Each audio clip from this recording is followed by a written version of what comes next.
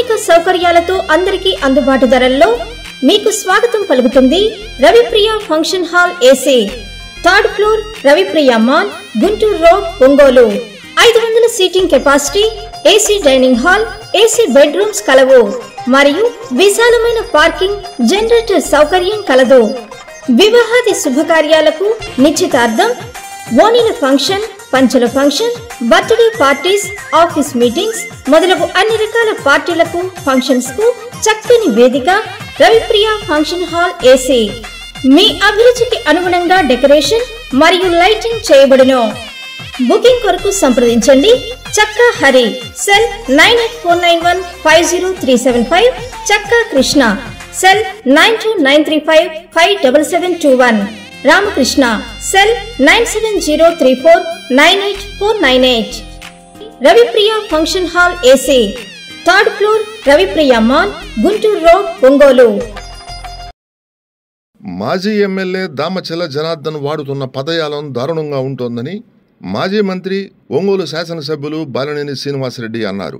Psycho అంటూ తన కుమారుడిపై ఇష్టం వచ్చినట్లుగా నోరు పారేసుకోవటం అక్కడ చంద్రబాబు లోకేష్ మాదిరి ఇక్కడ ఈయన కూడా ఒక ఎర్ర పుస్తకం సిద్ధం చేస్తున్నానంటూ అధికారులను, నాయకులను బెదిరించటం ప్రతి ఒక్కరూ గమనించాలన్నారు. అసలు తెలుగుదేశం ప్రభుత్వం వచ్చేది లేదని, అది కేవలం వారి భ్రమే అని ఎద్దేవా చేశారు. ఒంగోలు బిలాల్ నగర్లో పలువురు తమ మిత్ర బృందంతో బాలినేని శ్రీనివాసరెడ్డి సమక్షంలో వైఎస్ఆర్ కాంగ్రెస్ పార్టీలో చేరారు. వైసీపీలో చేరిన వారికి పార్టీ కండువాలు కప్పిన బాలినేని సాదరంగా ఆహ్వానించారు.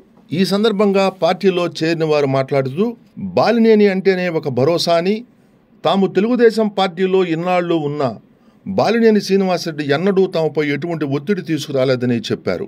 ప్రస్తుత రాజకీయాల్లో జరుగుతున్న తీవ్ర పరిణామాలు తమను ఆవేదనకు గురిచేశాయని, ఈ నేపథ్యంలోనే తెలుగుదేశం పార్టీలో ఇవ్వడలేక వైసీపీలో చేరుతున్నామని చెప్పారు.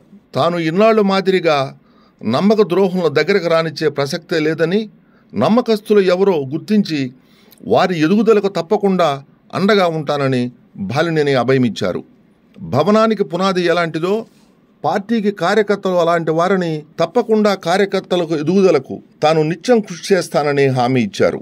ఈ కార్యక్రమంలో Moosa, doctor Hakeem, Shaik Salar, K Ramu, Pathan Firoz Khan, Gore, doctor Basha, Yasin, Sikandar, Abdul Qayyum, corporator Gandu Dhanalakshmi, YSRCP నాయకులు గాంధీ, రవూఫ్, కటార్ శంకర్, జాఫర్, సయ్యద్ జలీల్, షేక్ మున్నా, డాక్టర్ షాకీర్, నక్కల లీలాకుమారి, సుబ్బులు, శ్రీదేవి, బొమ్మినేని మురళి, కాబటి రవికుమార్ తదితరులు పాల్గొన్నారు. ప్రజల గుండె చప్పుడై పనిచేసే నాయకుడై, జగనన్నకు అడుగు జాడలో నడిచేటి సైనికుడై, అదిగో అదిగో వస్తున్నాడు బాలినేని వాసన్న, చిరునవ్వే ఆయుధమై సమరానికి సాయుధమై, మడమ తిప్పని వీరుడు, రాజకీయ రణధీరుడు, ప్రజల పక్షమై ఉంటాడు, అహర్నిశలు పని చేస్తాడు. రవితేజం రణశౌర్యం బాలినేని వాసన్న, జగనన్నకు సారథిగా మనకేమో వారధిగా.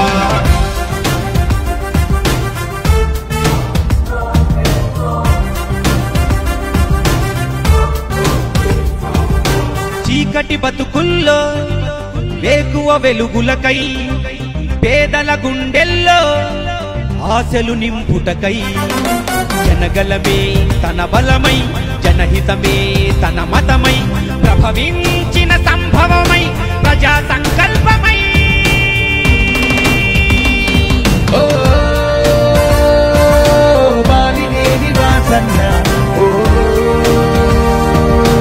బాలినేని వాసన్న.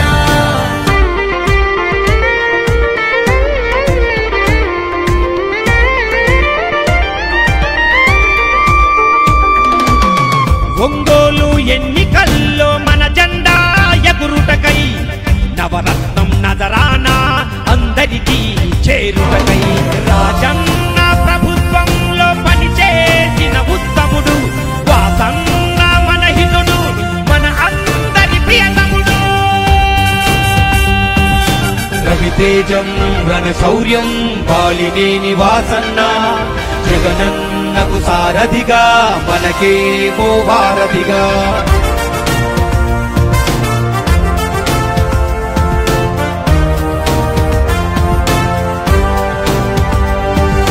రాక్షస పాలనలో రుధిరం ఆపుటకై కీచక పర్వంలో కుట్రలు తొలుగుటకై విలువలను పాటిస్తూ చేయూతనందిస్తూ ఒంగోలు రక్షకుడై జగమంత సైనికుడై మన శక్తి పిడికత్తి వాసన్న మన కీర్తి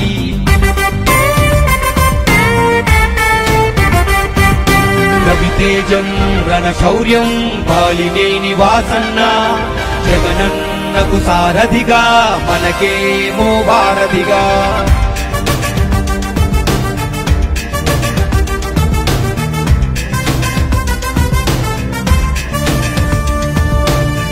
ఏ స్వార్థం ఎరుగనివాడు పార్టీలే మారనివాడు రాజన్నకు విశ్వాసంగా జగనన్నకు తోడయ్యాడు ప్రతి ఊరు తనదంటూ ప్రతి ఇల్లు తానంటూ కదిలొచ్చను జనరథమై వాసన్న రవితేజం రణశౌర్యం బాలినేని వాసన్న జగనన్నకు సారథిగా మనకేమో వారధిగా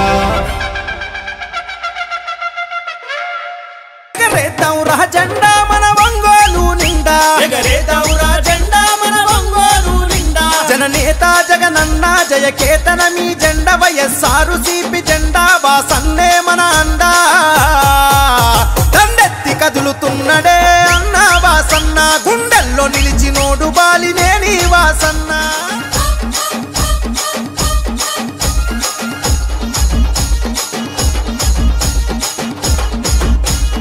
ఎమ్మెల్యేగా మంత్రిగా సేవలనే చేసిండు అభివృద్ధి పదవులోన పల్లెల నడిపిండు అభివృద్ధి పదవులోన పల్లెల నడిపిండు అన్నాని అంతదాలు ఆదరించినాడు అన్ని తానయ్యి ప్రేమెంత పంచినాడు అన్ని తానయ్యి ప్రేమెంత పంచినాడు ప్రకాశము జిల్లాలో పేరుగల్ల నేత మన ఒంగోలు నాయకుడై మార్చను తలరాత పాటిస్తే దప్పబోడురా అన్న వాసన్న మరి మన మదిప్పనోడు బాలినేని వాసన్న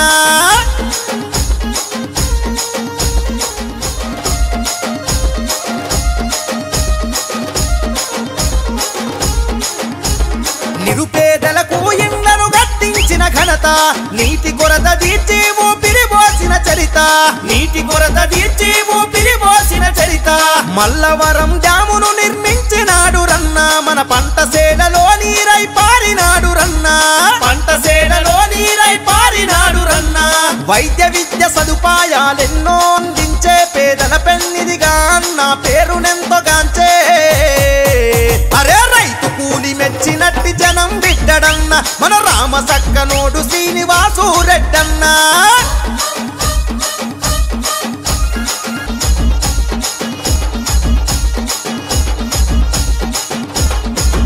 అంతే చూస్తాడు ఆపదన్న వారికి ఆప్తుడిలా వస్తాడు ఆపదన్న వారికి ఆప్తుడిలా వస్తాడు ప్రజా సమస్యల పైన చేసినాడు పోరు వాసన్నకు జై కొట్టి కదిలను ప్రతి ఊరు వాసన్న మొత్తం ప్రోగ్రాం అర్థం చేసుకోండి. చాలా సంతోషంగా ఉంది మూసాన్ని రావటం మళ్ళీ పార్టీలోకి. అంటే కాంగ్రెస్ పార్టీలో ఉన్నారు, వైసీపీకి వెల్కమ్. మళ్ళీ మీ సొంత ఇంటికి వచ్చేసారు మీరు.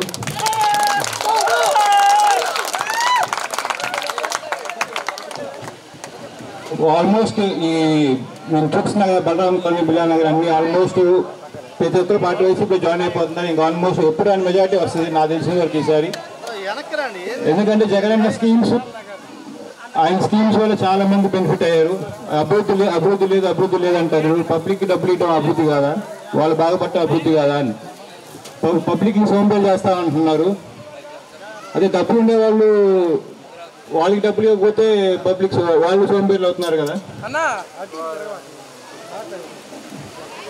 ఈరోజు అట్లాగే ఈరోజు ఇట్లా ఈ ప్రోగ్రామ్ చాలా బాగా చేశారు మోసాన్న, మీకు ధన్యవాదాలు చెప్పుకుంటున్నాను. చాలా బాగా చేశారు. రిసీవింగ్ అన్ని ఈ పబ్లిక్ చూస్తేనే అర్థమవుతుంది నెక్స్ట్ సెలక్షన్ ఎట్లా ఉంటుందని. ఈ ఏరియాలోని ప్రతి ఒక్కరు వచ్చేస్తున్నారు ఇక్కడికి. ఆల్మోస్ట్ ప్రతి ఒక్కరు దండం పెడుతుంటే చిరునవ్వుతో మళ్ళీ రిప్లై వస్తుంది నాకు. సో చాలా మంచిది మీరు రావటం. మీరు ఇంకా ఈ ఒక నెల ఇంకా కష్టపడి ఇంకా చాలా మంది మన పార్టీలో చేరుస్తారని కోరుకుంటూ, ఈ నాన్న విజయానికి బాగా సపోర్ట్ చేస్తారని కోరుకుంటూ సెలవు తీసుకుంటాం. ఈరోజు వాసన రావటం వల్ల నేను నా సొంత ఇంటికి వచ్చినట్టుగా ఉంది. ముఖ్యంగా ఏంటంటే వాసన ఎవరైనా ఇంటికి వెళ్ళాడంటే ఆ ఇంటికి దేవుడు వచ్చినట్టే అని చెప్పుకుంటారు. ఆ ఇంట్లో వాసన కాలు పడిందంటే చాలు దేవుడు వచ్చాడని అనుకుంటారు. ఇటువంటి మంచి వ్యక్తిని మీరు ఎక్కడైనా చూసుంటారు మన రాష్ట్రంలోనే. కానీ మా మంచి మనసున్న వాసనకి రేపు జరిగే ఎలక్షన్లో ముఖ్యంగా ఎంత మెజార్టీ ఇస్తారో నేను చెప్పాల్సిన అవసరం మీరే చెప్తారని నేను సభాముఖంగా తెలియజేసుకుంటున్నాను. ఈరోజు మా యువ నాయకుడు ప్రణీత్ రెడ్డి గారు ఈ రెడ్డి గారి కోసం మా జీవితాంతం కృషి చేస్తామని మేము సభాముఖంగా తెలియజేసుకుంటున్నాను. అన్న చిన్న కోరిక, ఇక్కడ నా పెన్షన్ అనేది దొరకలేదన్న. నువ్వు ఎందరికో నేను నాకు తెలియదు, అందరూ చెప్పుకుంటారు వాళ్ళ ఇంటికాడ అసలు పెన్షన్లు అక్కడ ఇస్తున్నారా అతని సొంత డబ్బులతో అని చెప్పుకుంటున్నారన్న. అందుకోసం దయ ఉంచి అన్న, ఇద్దరు పక్షవాతంతో బాధపడుతున్నారన్న. నా మిత్రుడు షేక్ రెహమాన్ షేక్ వీళ్ళకి ప్రభుత్వం వచ్చే వరకు నీ సొంత నిధులతో కొద్దిగా హెల్ప్ చేయవలసిందిగా సభాముఖంగా తెలియజేసుకుంటున్నానన్నా. మూసా గతంలో ఎప్పుడు కూడా వెనుకతుండేవాడు. మరి అప్పుడు కాంగ్రెస్ పార్టీ నుంచి రాలేకపోయాడేమో కానీ మనసంతా నా దగ్గర ఉందని చెప్పి ఇప్పుడే మనకు బుద్ధి చెప్తా ఉన్నాడు. చాలా సంతోషం. మరి ఈరోజు ఈ పార్టీలో మూసాతో పాటు మరి చాలా మిత్రులు అందరూ కూడా సిరార్ ఇంకా మన ఆర్బి డాక్టర్ హకీం అందరూ కూడా ఈరోజు పార్టీలో చేరినందుకు వారందరూ కూడా నా ధన్యవాదాలు తెలుపుకుంటా ఉన్నాం. ఖచ్చితంగా మీ అందరూ తెలుసు, ముస్లిం సోదరులు అందరూ కూడా జగన్ గారి అభిమానులు అనేది గంటాపదంగా చెప్తున్నాను కూడా ఈ సభాముఖంగా తెలియజేసుకుంటా ఉన్నాం. ముస్లిం రిజర్వేషన్లు 4% రిజర్వేషన్ తీసుకొచ్చిందే రాజశేఖర రెడ్డి గారు. మరి అలాంటి రాజశేఖర రెడ్డి గారి తనయుడైన జగన్మోహన్ రెడ్డి గారిని అందరూ కూడా జ్ఞాపకం పెట్టుకోవాలని చెప్పి కూడా తెలియజేసుకుంటా ఉన్నాం. మొన్న చూశారు తెలుగుదేశం పార్టీ వాళ్ళు చేస్తున్నటువంటి పనులు. 2014లో బీజేపీతో అలయన్స్ పెట్టుకున్నారు. ఇప్పుడు బీజేపీతో ఎలక్షన్ చేసేదానికోసం బీజేపీతో అలయన్స్ పెట్టుకుంటున్నారు. అంటే వాళ్ళ పార్టీ వాళ్ళు దేనికైనా దిగజారుతారనేది ఉదాహరణ. జగన్ అయితే ఇప్పుడు అన్ని చెప్తుంటారు, ఎంతమంది వచ్చినా సింహం ఒంటరిగా వస్తుందని. ఒంటరిగానే పోటీ చేస్తున్నాం. వాళ్ళు 3 పార్టీలు తెలుగుదేశం, జనసేన, బీజేపీ 3 కలిపి పోటీ చేస్తూ ఉన్నాయి. ఎన్ని చేసినా కూడా సింహం ఒంటరిగా వస్తుంది, ఒంటరిగా గెలుస్తుందని కూడా ఈ సభాముఖంగా తెలియజేసుకుంటా ఉన్నాం. మీ అందరూ కూడా ఆశీస్సులతోటి 5 సార్లు గెలిపించారు.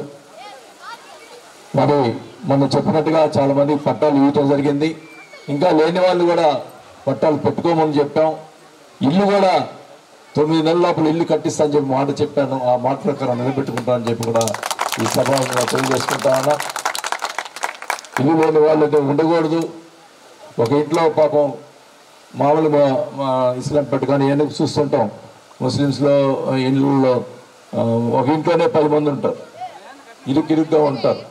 ఆ ప్రాబ్లం కూడా లేకుండా వాళ్ళు సపరేట్గా వాళ్ళు కూడా ఒక ఇల్లు కట్టించే ఏర్పాట్లు అన్నీ కూడా పిల్లలకి పెద్ద పెళ్లి అయిన వాళ్ళందరూ కూడా ఇళ్ళ పట్టాలు ఇచ్చి ఇల్లు కట్టించే కార్యక్రమం తప్పకుండా చేపడతామని చెప్పి కూడా ఈ సభాముఖంగా తెలియజేసుకుంటా ఉన్నాం.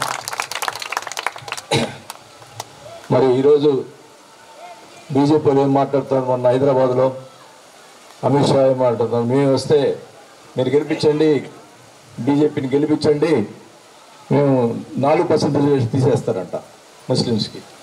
ఇది ఒక్కసారి మీరందరూ కూడా గుర్తుపెట్టుకోవాలా. మళ్ళా కూడా వైఎస్ఆర్ పార్టీ వస్తే ముస్లిమ్స్ రిజర్వేషన్ కంటిన్యూ అవుతుందని కూడా ఈ సభాముఖంగా తెలియజేసుకుంటా ఉన్నాం. ఈరోజు ముస్లిం సోదరులు సోదరిమణులు డాక్టర్లు ఇంజనీర్లు అవుతున్నారంటే అది రిజర్వేషన్ వల్లే రూపాయి ఖర్చు లేకుండా ఈరోజు డాక్టర్లు అవుతా ఉన్నారు. ఇవన్నీ కూడా గుర్తుపెట్టుకోవాలని చెప్పి కూడా తెలియజేసుకుంటా ఉన్నాం. మరి ఇప్పుడు ఉన్నటువంటి మనం చూస్తే నేను ఎప్పుడు కూడా పర్సనల్గా మాట్లాడను. ఆయన మాట్లాడతాడు, మా అబ్బాయి సైకో అంటాడు, ఇది అంటాడు. నేను ఇప్పుడు చాలా మంది నాతోటి 6 ఎలక్షన్లో పోటీ చేశారు. ఎవ్వరు కూడా ఇట్లాంటి అవతల పోటీదారులు కూడా ఏంటంటే హుందాగా పోటీ చేసుకున్నాం. లేకపోతే ఇట్లాంటి నీచమైన అంటే అబద్ధాలు మాట్లాడటం, నీచంగా మాట్లాడటం ఎవ్వరు చేయలే. ఇతను మటుకు మొదలుపెట్టాడు. నేను చెప్తున్నాను, నేను ఒక జోలికి రాను, నా జోలికి వస్తే అంతా చూస్తాను కూడా చెప్తున్నా. మాట్లాడుతూ ఉన్నారు, అదేమంటే మాట్లాడతాడు. నేను వస్తే వైసీపీ కార్యకర్తలు అంతా చూస్తా అంటున్నాడు. ఇప్పుడు దాకా ఓపిక ప్రతిసారి ఆ మీటింగ్లో మాట్లాడటం, నేను బుక్ రాసుకుంటా అంటే ఎన్నైనా బుక్ రాసుకుని భయపడతాను కూడా. నీ బుక్ని ఇళ్ళలో ఇంటి దగ్గర రాసుకో. నేను బుక్ రాసుకుంటే ఇదా? నేను అధికారంలో ఉన్నా, నిన్ను ఎవరినన్నా ఇబ్బంది పెట్టారా తెలుగుదేశం కార్యకర్తల్ని? ఈ రకంగా మాట్లాడితే మంచి పద్ధతి కాదు. బెదిరించి కొంతమంది తీసుకెళ్ళడానికి ప్రయత్నం చేస్తా ఉన్నాడు. ఒక వైఎస్ఆర్ సోదరుడు మన వాళ్ళు పోయి అడిగితే అట అతను పార్టీ మారుతాను, నేను వైఎస్ఆర్ పార్టీ వస్తే నేను మారినా కానీ వాసన దగ్గర పోయి ఎవరి తీసుకుపోయితే క్షమిస్తాడు, ఈ జనార్దన్ క్షమించాడు, అందుకని తెలుగుదేశం పార్టీ చేస్తున్నా అన్నాడు. అంటే మంచితనం కూడా ఒక లిమిట్ ఉంది. అంటే ఇప్పుడు నీ స్వార్థం కోసం నువ్వు పార్టీ మారి నువ్వు మళ్ళీ వస్తే నేను పని చేయాలన్నా? నీకు న్యాయమైనది ఆ మాట అంటాం? పార్టీ మారటం పో, అంతేగాని నేను మళ్ళీ వస్తాను, ఒక వైఎస్ఆర్ పార్టీ వస్తే నేను మళ్ళీ వస్తాను, వచ్చి పని చేసుకుంటాడు నా చేత. నేను అంటే మంచితనం కూడా ఒక హద్దు ఉంది. ఈసారి చూపిస్తా ఒక్కొక్క సంగతి. ఈసారి ఎవరైతే పార్టీ ఇది మాట వ్యవహారం చేస్తున్నాడో సంగతి తెలుస్తా, ఊరుకోను. మంచి పద్ధతి కాదు, మంచిది కాదు, అది మాట్లాడటం మంచిది కాదు. ఏదో అనుకుంటా ఉన్నారు, ఏదో మంచి చేస్తున్నాం, మంచిగా పోదాం. ఒక పార్టీ రహితం కాకుండా అందరూ కూడా ఇళ్ల పట్టాలు కానీ పెన్షన్లు కానీ పార్టీలు చూడకుండా ఇస్తున్నాం. దాన్ని ఒక అసమర్థతగా చూసుకోవటం మంచిది కాదు. ఒకటే చెప్తా ఉన్నా, ఈసారి మంచిగా నిక్కచ్చిగా ఉంటాను, గుర్తుపెట్టుకోండి.